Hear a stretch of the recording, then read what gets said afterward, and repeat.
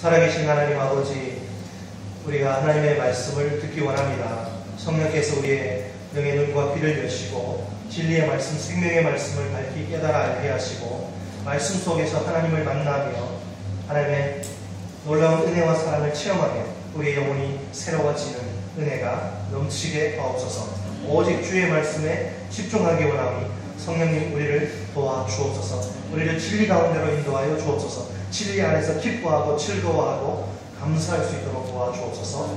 예수님의 이름으로 기도드립니다. 네.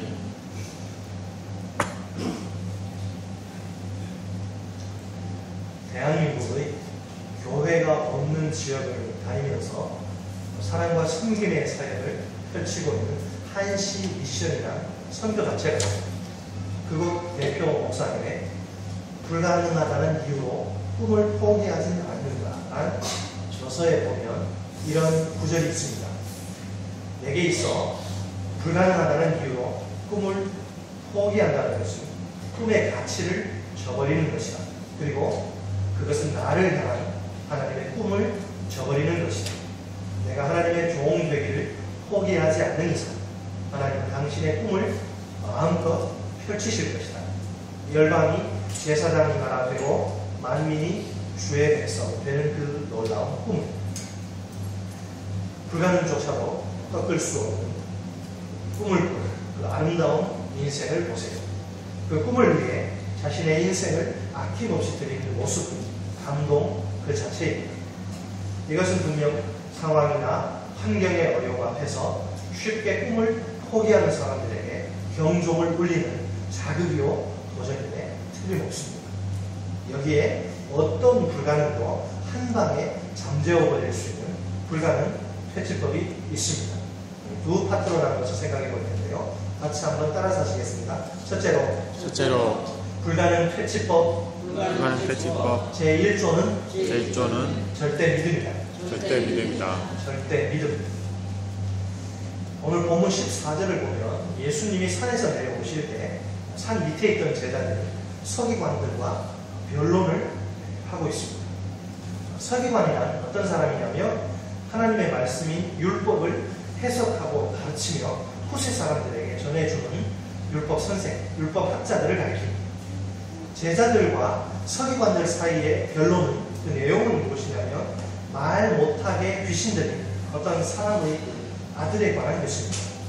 어떤 사람이 귀신 들린 아들을 예수님의 제자들에게 데려옵니다.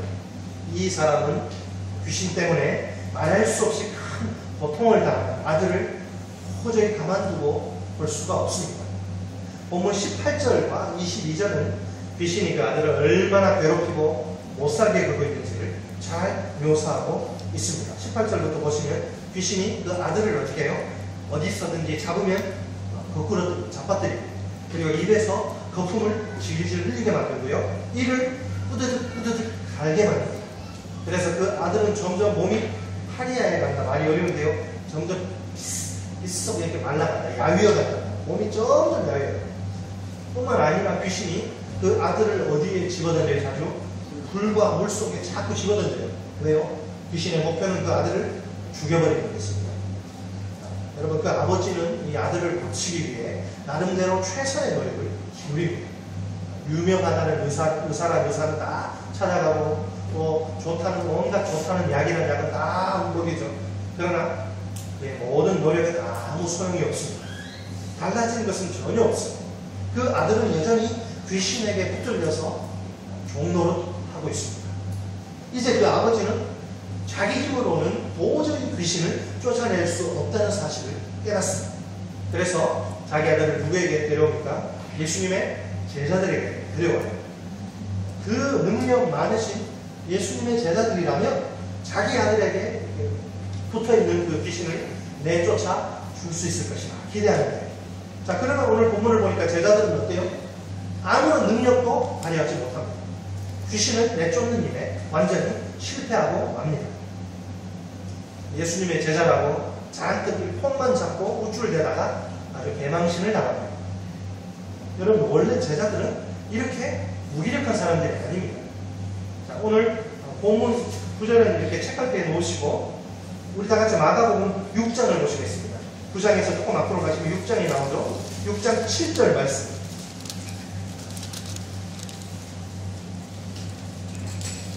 네, 마가복음 6장 7절 말씀을 읽어보시죠. 같이 6장 7절 시작. 12 제자를 부르사 둘씩 보내시며 더러운 귀신을 제어하는 권능을 주시고, 예수님께서 12명의 제자를 2인 1조로 이렇게 파송을 하시면서 그들에게 무엇을 주셨다, 어떤 능력을 주셨어요? 더러운 귀신을 제압하는 능력을, 파워를 주셨다고 합니다. 자, 12절 13절 보세요. 다시. 그러면 이 능력을 가지고 이 제자들이 어떤 일을 했는가? 12절 13절 시작. 제자들이 나가서 회개하고 전파하고 많은 귀신을 쫓아내며 많은 병자에게 기름을 받아 고치더라. 자, 보세요. 어떻게 제자들이 어떤 사람입니까? 제자들은 이미 예수님께로부터 귀신을 쫓아낼 수 있는 하늘의 능력을 받은 사람들입니다. 실제로 이 능력을 가지고 많은 귀신을 한 방에 그냥 보내버려요. 한 방에 훅 보내버려요. 쫓아낸 그런 경험을 가지고 있는 그런 자들입니다. 그런데 이상하게도 마가복음 6장에서 이렇게 했는데 9장에 딱 하니까, 9장에 딱 오니까 지금은 귀신 앞에서 지극히 무일한 속수무책이라고 그러죠. 속수무책으로 바로 맙니다. 자, 이런 사람들이 과거에 귀신을 쫓아낸 경험이 있다는 것이, 그런 사실이 정말 의심스러울 정도입니다. 자, 이제 산에 올라가셨던, 변화산에 올라가셨던 예수님이 산 아래로 이렇게 내려오세요. 이제 그 사람은 예수님을 딱 보고 예수님께 자기 모든 사정을 호소합니다.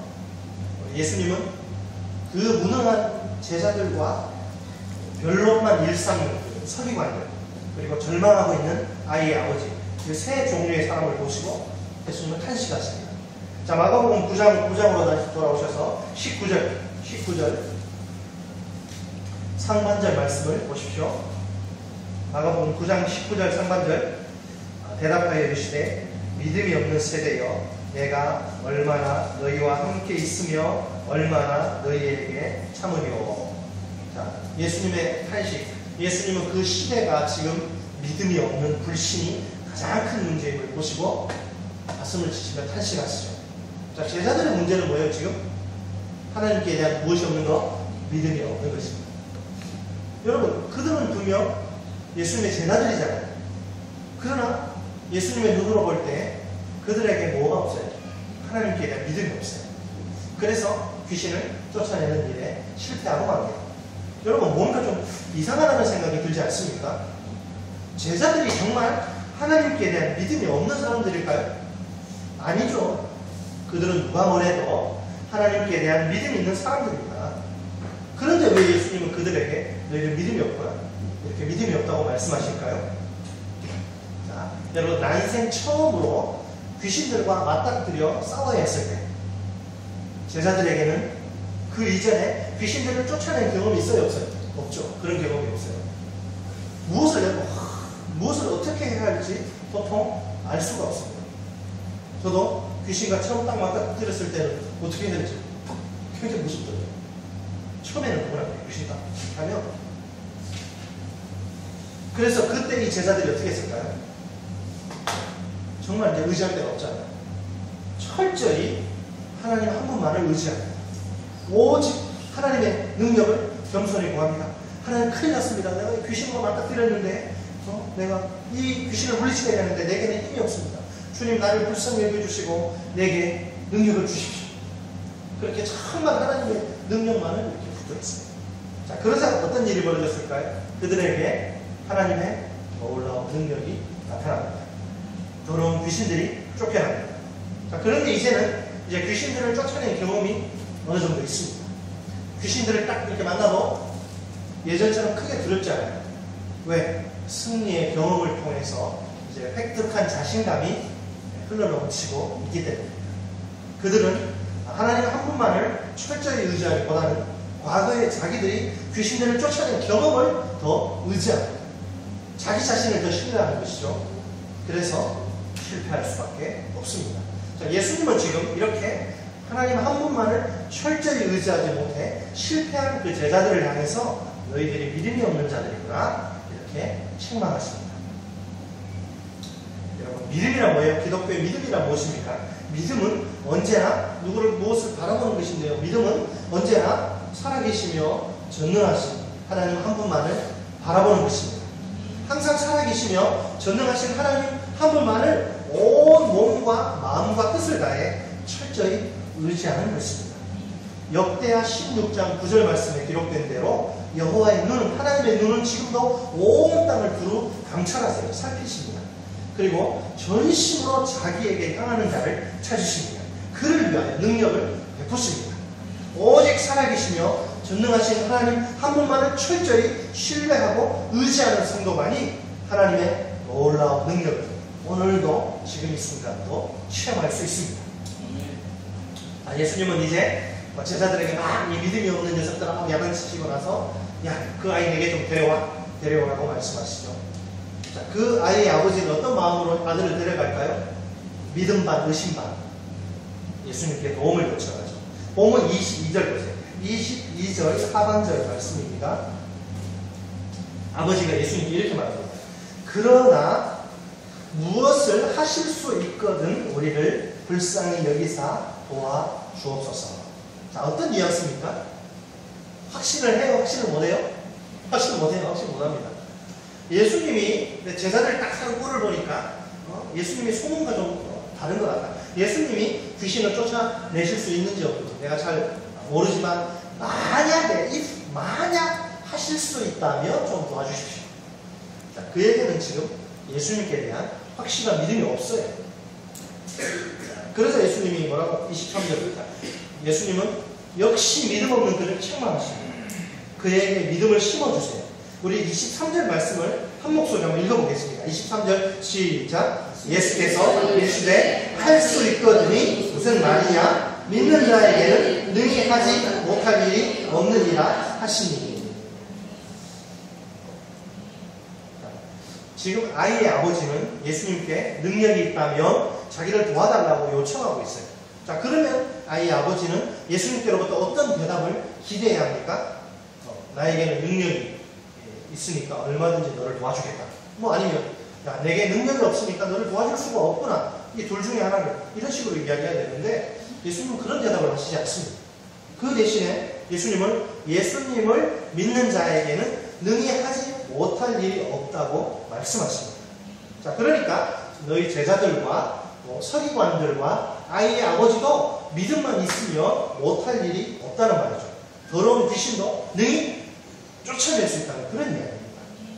자, 그러니까 여러분 지금 예수님이 그 제자들과 서기관들과 아이의 아버지에게 요구하시는 것은 하나님께 대한 절대 믿음입니다. 무엇을 요구하신다고요? 하나님께 대한 절대 믿음. 자, 예수님은 그들이 하나님께 대한 확실하고도 분명한 믿음을 가지기를 원하십니다. 여러분, 분명 예수님은 온 우주 만물을 말씀 한마디로 창조하신 전능하신 하나님입니다. 여러분, 온 우주 만물을 창조하신 하나님이 귀신 쫓아내고 죽은 사람 살리고 그건 어려운 일이겠어요? 쉬운 일이겠어요? 쉬운 일이죠. 예수님의 사전에는 불가능이 없습니다. 이 세상에서 예수님이 못하실 일은 한 가지도 없습니다. 자, 중요한 것은 뭐냐면 누구든지 이 예수님을 확실히 믿는 자에게는 하나님이 뭘 주신다? 전능하신 능력을 부어주신다는 사실입니다. 모든 불가능을 여러분 모기만 퇴치하는 게 아니라 불가능도 퇴치해야 됩니다. 모든 불가능을 퇴치할 수 있게 하신다는 사실입니다. 예수님은 요한복음 14장 12절에서 이 사실을 이렇게 말씀하십니다. 예수님이 이렇게 말씀하십니다. 내가 진실로 진실로 너희에게 이르노니 나를 믿는 자는 내가 하는 일을 그도 할 것이요 또한 그보다 큰 일도 하리니 이는 내가 아버지께로 가니라. 여러분, 저는 처음에 이 말씀을 보고 그냥 망치로 해머로 뒤통수 한 대 맞는 그런 충격을 받았어요. 메가톤급 충격. 여러분이 이 놀라운 사실을 믿으십니까? 정말 진심으로 아멘 하실 수 있습니까? 예수님을 확실히 믿는 자는 예수님이 하신 일을 할 수 있습니다. 놀랍게도 여기서 그치는 것이 아니라 예수님이 하신 일, 예수님이 어떤 일 하셨어요? 병자 고치고 귀신 쫓아내고 죽은 자 살리고 예수님 믿는 자는 할 수 있다는 일. 자, 놀랍게도 여기서 그치는 것이 아니라 한 걸음 더 나아가 예수님 말씀하시기를 야, 내가 한 것보다도 더 큰 일 얼마든지 할 수 있어? 무슨 말이에요? 예수님을 믿는 자에게 불가능이 있다 없다? 없다는 것이죠. 이 세상에서 못할 일은 단 한 가지도 없습니다. 여러분 꼭 기억하십시오. 불가능 퇴치법 제1조는 전능하신 하나님을 향한 절대 믿음입니다. 절대 믿음만 있으면 돼요.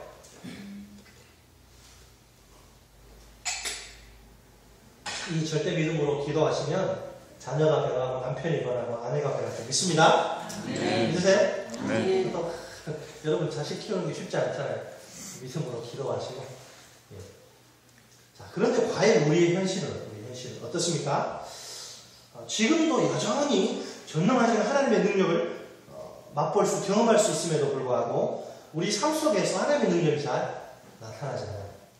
우리는 살아계신 하나님의 능력을 충분히 경험하고 있지 못합니다. 왜?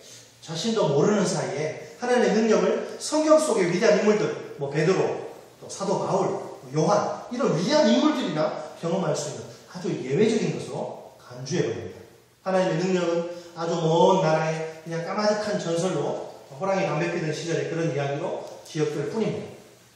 우리는 항상 믿음을 이야기할 때 안타까운 것은 우리는 조건, 내가 처한 조건, 나의 상황 이것을 가지고 자꾸 이야기하는 것에 아주 익숙해져 있어요. 무슨 말이냐면 내가 처한 조건이나 상황이 좋으면 행동해요. 그렇지 않으면 한 발자국도 움직이려고 하지 않아요. 자, 이것은 스스로를 현실의 세계라는 이 좁은 울타리에 감금함으로써 하나님의 능력을 이렇게 잘라버리는 것과 차단하는 것과 마찬가지입니다. 여러분 믿음이라는 것은요 인간적인 조건이나 상황을 가지고 이야기하는 것이 아닙니다. 현실로부터 출발하는 것은 믿음이 아닙니다. 오히려 믿음은 살아계시며 전능하신 하나님 한 분만을 딱 이렇게 가지고 말하는 것이죠. 오직 하나님 한 분만이 전부입니다. 그 나머지들은 모든 것들은 중요하잖아요. 그래서 하나님 한 분만을 생각합니다. 그 외에 다른 모든 것들은 신경 쓰지 않습니다. 아무 상관하지 않는다는 말이에요. 여러분 조건이나 상황을 너무 믿지 마세요. 의지하지 마세요. 왜? 그것은 언제든지 변할 수 있어요. 내 조건이나 상황이 굉장히 좋지 않다가도 어느 순간 그냥 확 좋아질 수 있어요. 반대로 반대의 경우도 마찬가지예요. 정말 좋다가 갑자기 그냥 훅 하고 그냥 나빠질 수 있어요. 도무지 믿을 게 못 된단 말이에요. 그러나 우리 하나님은 여러분 변하실까요? 변하시지 않을까요? 하나님은 변하시지 않습니다. 항상 그 자리에 그 모습 그대로 계세요. 언제나 안심하고 믿을 수 있습니다. 다른 사람입니다. 둘째로 불가능 퇴치법 제2조는 능력 기도다. 1조가 뭐라 그랬어요? 네 글자는 아셔야 됩니다. 절대 믿음. 제2조는 능력 기도. 또 확 줄이면 믿음과 기도. 그렇죠? 자, 이제 예수님은 권능의 말씀, 이제 예수님이 직접 귀신을 상대하시죠. 예수님은 권능의 말씀으로 더러운 귀신을 꾸짖습니다. 마가복음 9장 25절 보세요. 25절 하반절 말씀 보십시오.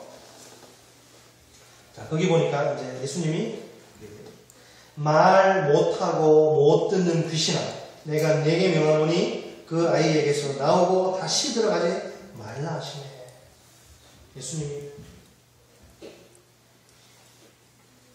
속히 그 아이에게서 나오고 다시 들어가지 말라, 이 더러운 귀신아. 자, 그래서 어떤 일이 벌어져요? 26절. 귀신이 막 고래고래 소리를 질러대기 시작합니다.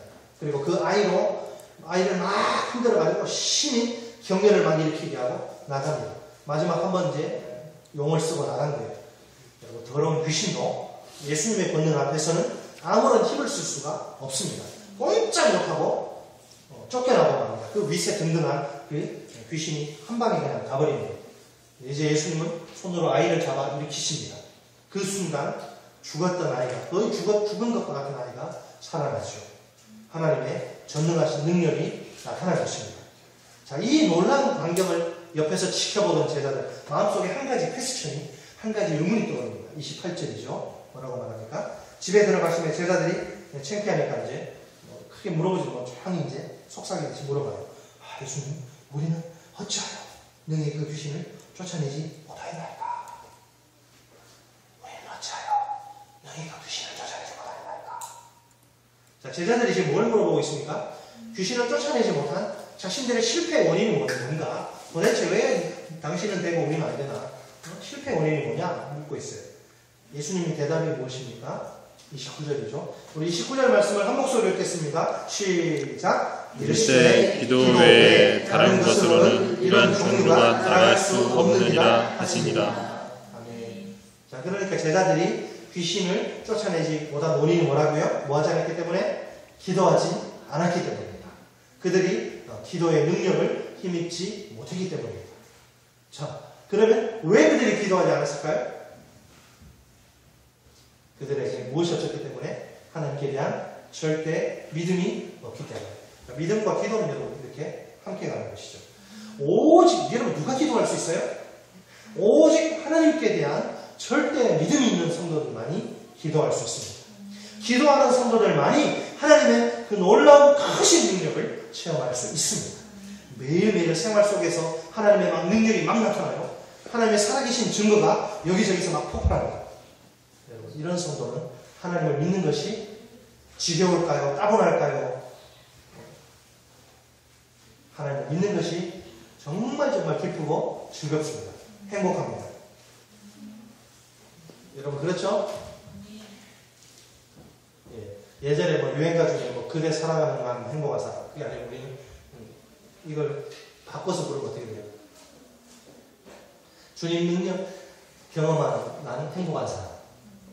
그대 살아가는 내가 행복한 게 아니라 주님 능력 경험하는 난 행복한 사람. 그런 사람에게는 이 하나님의 능력을 날마다 경험하는 사람, 하나님께 대한 아름다운 찬양이 싸이의 젠틀맨이 아니라 하나님께 대한 아름다운 찬양. 우리 찬양 부르잖아요. 아름다우신, 그 다음에 뭐죠? 오 놀라우신 변할 수 없는 사랑. 하나님께 대한 아름다운 찬양이 늘 그 입에 있습니다. 하나님을 향한 눈물변 헌신과 충성도 있습니다. 이처럼 기도는 반드시 무엇과 함께 간다? 믿음과 함께 가는 거예요. 믿음과 기도는 동전의 양면이죠. 자, 여러분, 초대교회, 최초의 교회에서 놀라운 하나님의 능력을 체험한 그리스도인들의 공통점이 무엇입니까? 그들이 모두 기도의 능력을 덧입은 사람들이라는 것입니다. 예수님의 제자들 한번 보세요. 그들은 원래 기도하기를 좋아했을까요? 기도하기를 싫어했던 그런 사람들이에요. 예수님이 이제 십자가의 고난과 죽으심을 앞두고 겟세마네 동산에서 땀이 그냥 핏방울이 될 정도로 열심히 기도하실 때 제자들은 뭘 하고 있었나요? 예수님처럼 정말 온 힘을 다해서 기도하기는커녕 피곤을 이기지 못하고 다 졸고 말았잖아요. 이런 그들에게 무슨 하나님의 능력이 나타날 수 있을까요? 그들은 결국 예수님이 체포당하실 때 모두 다 죽음이 두려워 걸음아 날 살려라. 주랭랑을 치고 말이죠. 심지어 예수님의 수제자 베드로는 나는 저 인간을 나는 모른다. 3번씩이나 사람들 앞에서 저주하고 맹세하고 부인하고 말해요. 이렇게 여러분, 그런데 이렇게 나약하게 짝이 없던 제자들이 오순절날 마가의 다락방에 모입니다. 그래서 거기서 이제 마음을 같이 해서 간절히 막 기도하기를 힘쓰는데, 그러자 하늘에서부터 갑자기 이제 급하고 강한 바람 소리 같은 그런 소리가 막 이게 온 집에 가득해요. 그리고 불에 혀같이 막 갈라지는 것이 저희에게 이렇게 보이고 모든 사람 위에 막 떨어집니다. 그래서 저희가 다 성령의 충만함을 받습니다. 자, 그 이후로 그들은 완전히 다른 사람이 돼요. 하나님의 놀라운 능력에 사로잡힙니다. 그래서 성령의 능력 가운데 온갖 기적을 일으키죠. 그들의 발길이 닿는 곳곳마다 신기한 하나님의 능력이 막 나타납니다. 결국 그들은 예루살렘과 온 유대와 사마리아와 땅끝까지 이르러 복음의 증인이 됩니다. 여러분, 이처럼 기도는 뭐냐면 하나님이 우리 그리스도인들의 손에 쥐어준 가장 강력한 무기입니다. 살아계시며 전능하신 하나님의 능력을 직접 공급받는 파이프라인입니다. 또한 기도는 우리의 상황이나 환경을 초월해서 하나님이 일하시도록 대문을 활짝 열어놓는 믿음의 행동입니다. 여러분, 기도의 문이 열릴 때가 하나님이 일하실 때입니다. 하나님은 기도의 문이 이렇게 닫힌 곳에는 결코 역사하시지 않습니다. 절대로 일하시지 않습니다. 그런 곳에는 하나님의 능력이 임하지 않습니다. 하나님은 우리의 기도의 문이 이렇게 열릴 때까지 기다리십니다. 여러분, 육상 선수들 어때요? 딱 이렇게 자세 스탠바이 해가지고 출발 신호가 딱 울리기만을 기다리잖아요. 그리고 앞으로 곧장 뛰어나갈 준비가 되어 있는 것처럼 우리 하나님은 스탠바이 그렇게 기다리십니다. 그래서 우리를 통해서 기도의 신호가 딱 울리면 하나님은 놀라운 능력으로 우리 가운데 역사하세요. 그리고 우리가 상상조차 하기 힘든 기적을 일으키십니다. 그러니까 아무리 복잡하고 골치 아픈 문제가 우리 앞에 놓여 있어도 괜찮습니다. 우리가 기도하기만 하면 그것이 장애물이 될 수 없어요. 하나님이 다 치워버리십니다. 더 손댈 필요가 없을 정도로 완벽히 처리하십니다. 깨끗이 정리하십니다. 그러니 무슨 걱정이 있겠습니까? 무엇을 염려할 필요가 있겠습니까? 여러분, 이 기도의 능력을 체험하시기 바랍니다.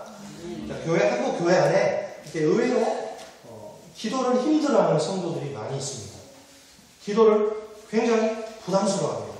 이런 모임에서 기도시키면 나 교회 안 나와 이렇게 기도를 굉장히 부담스러워해요. 기도가 하나님한테 무거운 짐이고 이게 억지로 감당하는 노동이고 또 고통스러운 종교적 의무고 야 내가 기도만 없으면 내가 교회 잘 나오겠는데 이렇게 여러분 기도가 지겹고 힘든 노동이 되어서는 안 됩니다. 괜히 이게 부담스럽고 따분하며 귀찮은 일이 되어서도 안 됩니다. 그 대신 기도는 살아계시며 전정하시고 하나님의 능력을 체험하는 기쁘고 즐거운 일이 되어야 합니다. 이런 말들 좀 하면 좋겠어요. 내가 기도가 말했다. 소변이 많이 온 것처럼 기도가 말했다. 그 하고 싶은 마음이 기도가 말했다.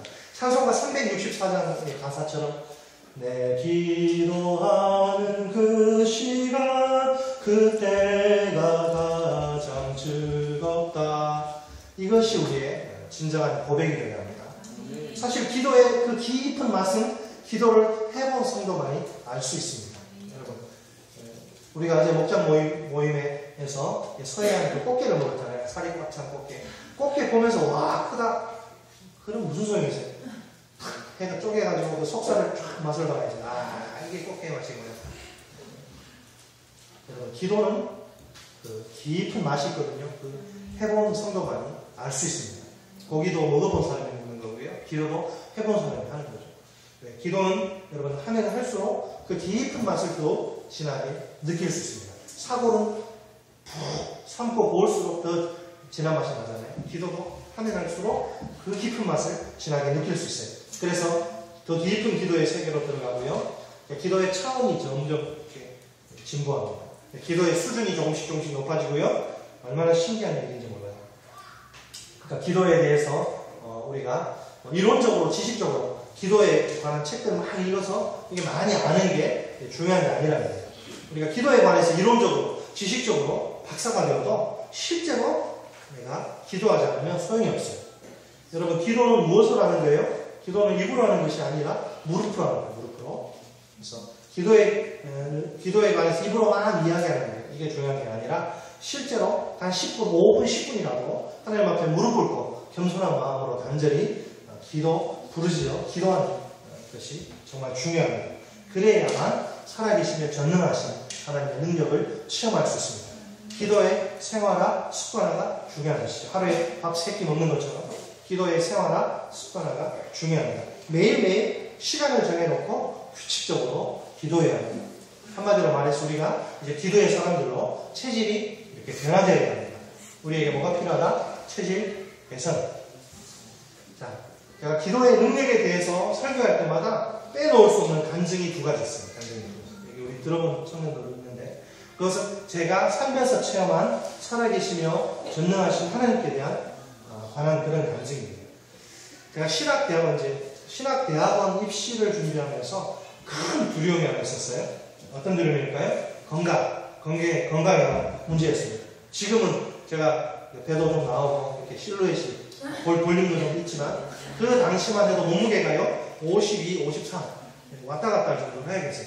그래서 비바람 불고 천둥 번개 치면 외출을 절대 안 했어요. 죽을까. 그래서 만약 내가 목회자가 된다면 이런 이 저질 몸을 가지고 이런 허약한 몸을 가지고 어떻게 험난한 목회길을 걸어갈 수 있을까 염려됐어요.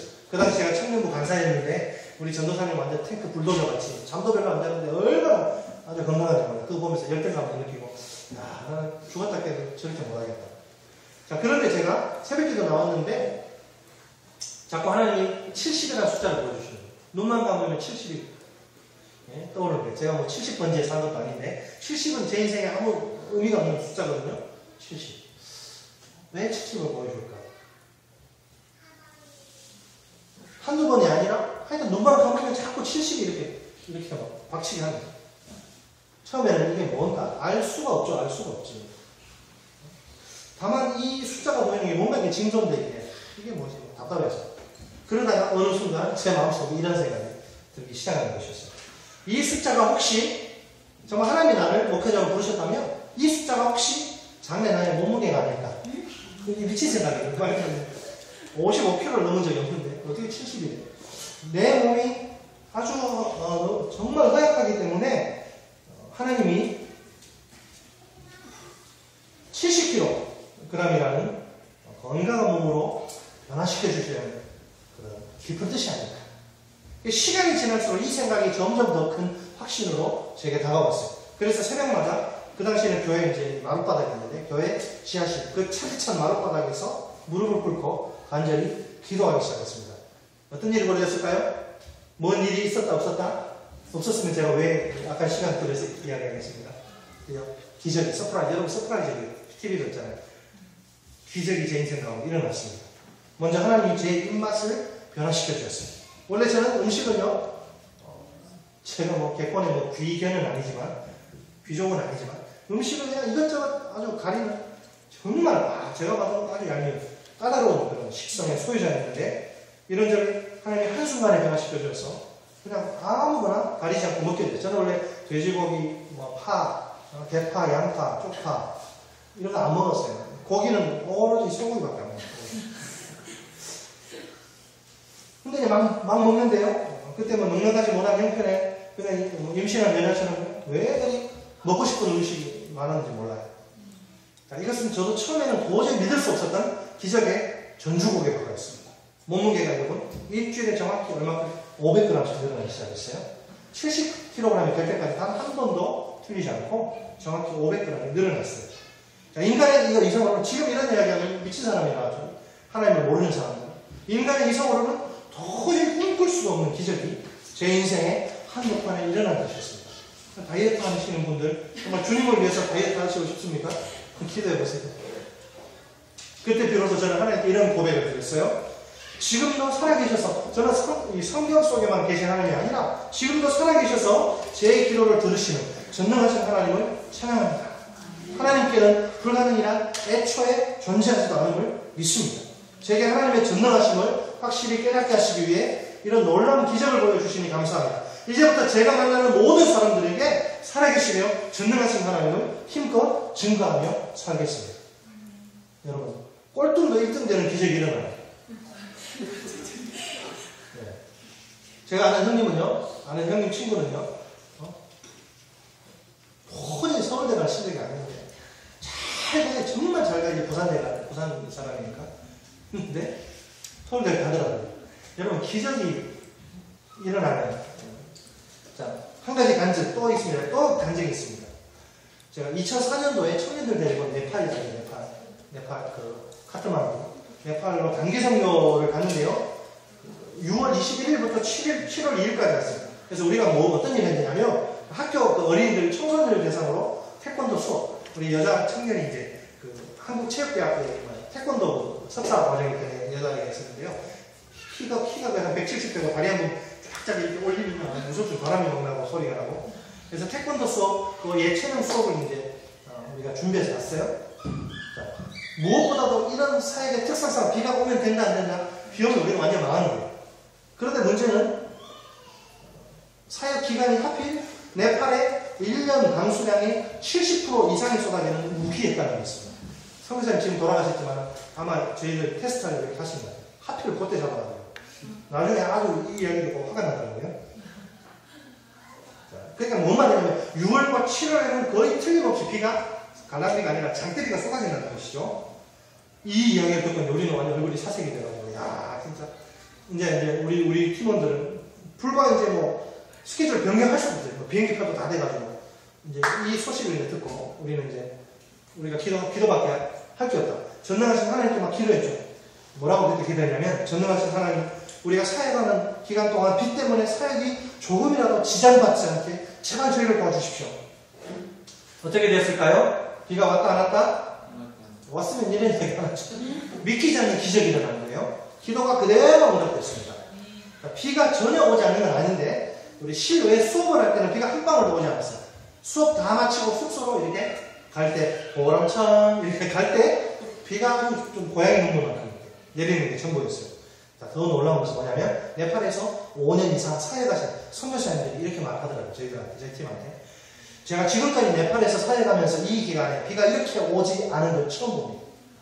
하나님이 여러분들을 사랑하셔서 여러분의 기도에 응답하시는 것이 틀림없습니다. 그리고 그 당시 네팔 그 카트만두의 그 이제 그 신문, 영적 신문이 있는데요. 그 영적 신문에 하나 사진이 실렸어요. 그 사진이 뭐냐면 남자들이 치마 입고 줄을 서서 이렇게 행진하는 거였는데 제가 그거 보니까 어떤 내용이냐면 비가 안 와가지고 지금 사람들이 다 죽게 생겨가지고 기우제를 지내는 그런 사진이었어요. 남자들이 여자 옷 입고 이렇게 가더라고요. 그렇습니다, 여러분. 제가 만난 하나님은 누가 뭐라 해도 살아계신 분입니다. 아멘. 전능하신 분입니다. 아멘. 기도를 꼭 들으시는 분입니다. 자, 여러분이 믿는 하나님과 다른 분입니까? 아니죠? 절대 그렇지 않아요. 그분은 바로 여기에 앉아 계시는 여러분의 전능하신 하나님입니다. 아멘. 여러분의 기도를 응답하시는 하나님 말입니다. 아멘. 다시 한번 말씀드리지만 그분의 사전에 불가능이 있다 없다? 없습니다. 마찬가지로 우리 믿는 자의 사전에 역시 불가능이 없습니다. 믿음으로 그분께 나아와서 기도하면 전능하신 하나님의 능력이 역사합니다. 그 기적이 얼마나 신기하고 놀라운지 꼭 기억하십시오. 불가능 퇴치법 제2조는 능력, 기도입니다. 여러분, 하나님의 나라는 말에 있지 않아요. 오직 능력에 있습니다. 말이 아니라 능력을 보여주십시오. 우리 모두가 불가능 퇴치 성공기에 주인공이 되기를 바랍니다. 우리가 절대 믿음과 능력 기도로 도전할 때 하늘 문이 활짝 열릴 줄 믿습니다. 전능하신 하나님의 능력이 폭포수처럼 우리 머리 위에 쏟아질 줄 믿습니다. 이성으로 도무지 이해할 수 없는 신기한 기적을 경험할 줄 믿습니다. 기적이 상식이 되는 하늘제자 교회가 될 줄 믿습니다. 우리 같이 기도하시겠습니다.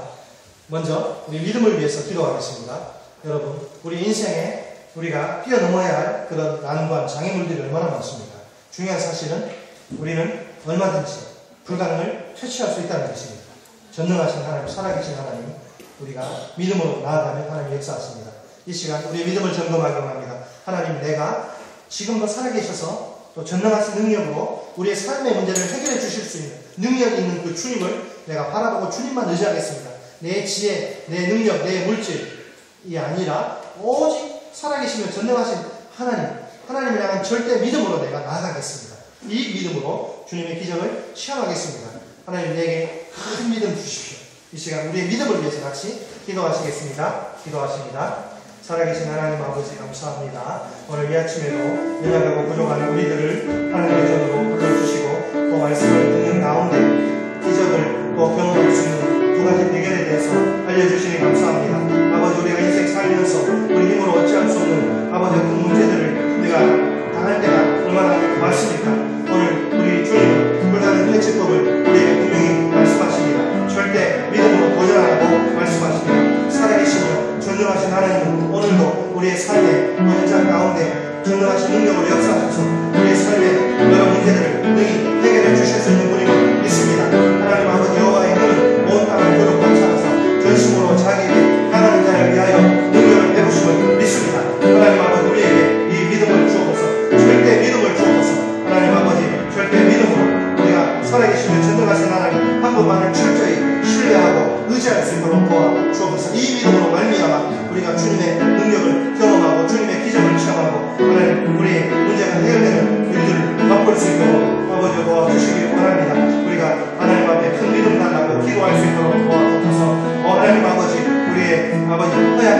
나약하고 연약한 믿음을 불쌍히 여기시고 아버지 큰 믿음을 주옵소서. 아버지 내가 얼마나 너희를 참으며 얼마나 너희와 함께 있어야 하느냐고 주님 제자들을 향해 책망하셨는데 아버지 우리에게 주님을 향한 절대 믿음을 주옵소서. 우리 한 사람 한 사람에게 절대 믿음을 주시고 이 믿음으로 도전하는 종들이 될 수 있도록 도와주옵소서.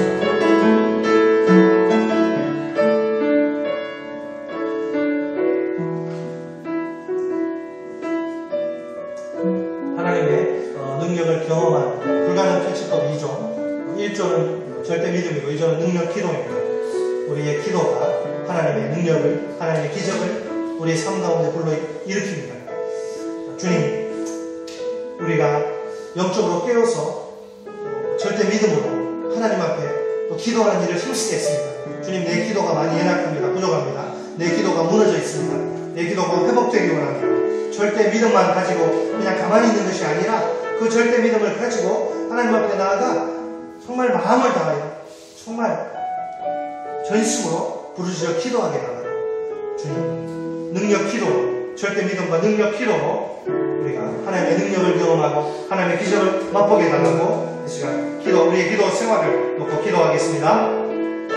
살아계신 하나님 아버지 불가능 퇴치법 제2조가 능력 기도임을 우리에게 말씀해 주시니 아버지가 감사합니다. 능력 기도가 하나님의 능력을 아버지 정말 맛보게 하는 통로의 수단임을 우리에게 말씀해 주시니 아버지가 감사합니다. 절대 믿음을 가지고 가만히 있는 것이 아니라 살아계신 하나님 앞에 나아가 우리의 모든 문제를 내려놓고 하나님 앞에 부르짖어 기도하는 것임을 말씀하시니 감사합니다. 우리가 절대 믿음으로 능력 기도로 주님 나아가니 주님의 능력이 부어지고 주님의 기적이 일어날 줄 믿습니다. 하나님 우리의 기도를 불쌍히 여겨 주옵소서. 우리의 기도가 참 연약하고 아버지 부족한 가운데 있사오니 하나님 아버지 우리의 기도가 새로워지기 원합니다. 회복되기 원합니다. 온전히 되기 원합니다. 영적으로 깨어서 늘 주님 앞에 기도하는 기도의 종들이 될 수 있도록 아버지 도와주옵소서. 하나님 아버지 기도 시간이 주님을 만나고 주님의 능력을 맛보고 주님의 기적을 경험하는 아버지가 기쁘고 즐겁고 감사하고 행복한 시간이 될 수 있도록 주님 도와주시기를 원합니다. 아버지 능력 기도로 주님 앞에 나아가는 종들이 될 수 있도록 도와주옵소서.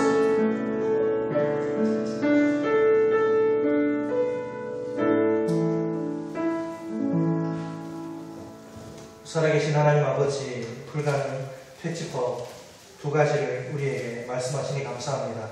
절대 믿음과 능력 기도로 도전하면 살아계시며 전능하신 하나님의 능력을 우리가 풍성히 맛볼 수 있고 하나님의 기적의 역사를 체험할 수 있음을 말씀하시니 감사합니다.